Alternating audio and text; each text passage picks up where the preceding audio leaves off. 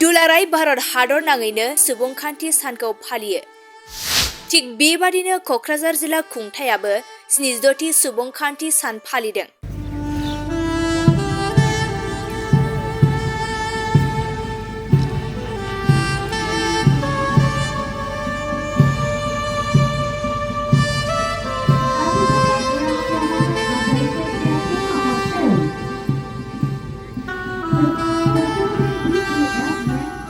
Kokrajhar higher secondary and multi purpose स्कुलनि गेलेग्रा फोथाराव बानजायनाय बे सुबुंखान्थि सान फालिनाय हाबाफारियाव बिटिआरनि गाहाय मावफुं सोद्रोमा प्रमद बर'आ बाहागो लानानै भारत हादरनि फिरफिलाखौ बिरहोनायजों लोगोसे गोबां बेसेन गोसा बिबुंथि होयो।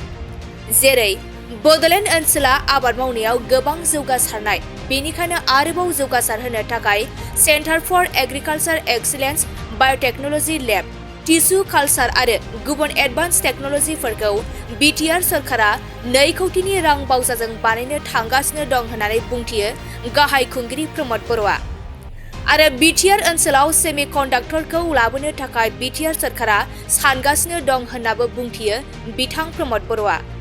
लोगोसे हायर सेकेन्डारि स्कुलाव स्पेस लेब बानायनो थांगासिनो दं आरो कासकट्रा हायर सेकेन्डारि स्कुलाव सिन' बसुमतारी स्पेस लेब बेखेवबाय। बेनि अनगायैबो गसाइगाव आरो बतझरावबो 2 स्पेस लेब बेखेवनो थांगासिनो दं होनना गावनि बिबुंथिनि गेजेरजों फोरमायो प्रमद बर'आ।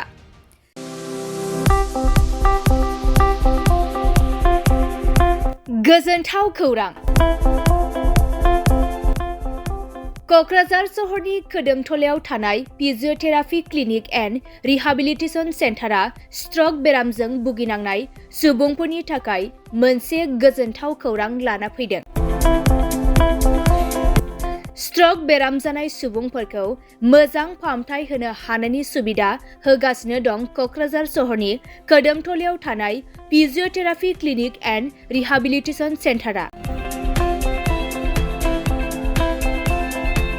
क'क्राझार सहरनि साखाथिनि खोदोमथलायाव थानाय जावा श'रुमजों नांजाबनाय फिजिअथेरापि क्लिनिक एन्ड रिहाबिलिटेसन सेन्टारा रोंगौथि गोनां कनसालटेन्ट फिजिअथेरापि डक्टर सिला बसुमतारीनि सार्भिस होनायाव stroke, sports injury, spondylitis, sciatica pain, joint pain, strain and sprain, frozen shoulder, postural correction, paediatric PT, after surgery, multiple sclerosis, post lung infection, Parkinson's disease, post fractures आरो disc प्रलेप्स आरो slip डिस्कनि बेराम जानायफोरखौ सोखानो हायो। आरो बे फिजिअथेरापि clinic and rehabilitation सेन्टारा क'क्राझार सहरनि गेजेरावनो बेरामिनि न'आव थांनानैबो सार्भिस होनो हानायनि सुबिदाखौबो होगासिनो दं। जुदि नोंथाङाबो स्ट्रक बेरामजों भुगिनांना दंब्ला थाबैनो क'क्राझार सहरनि खोदोमथलायाव थानाय फिजिअथेरापि क्लिनिक एन्ड रिहाबिलिटेसन सेन्टाराव थांनानै फाहामथायखौ लानो हागोन।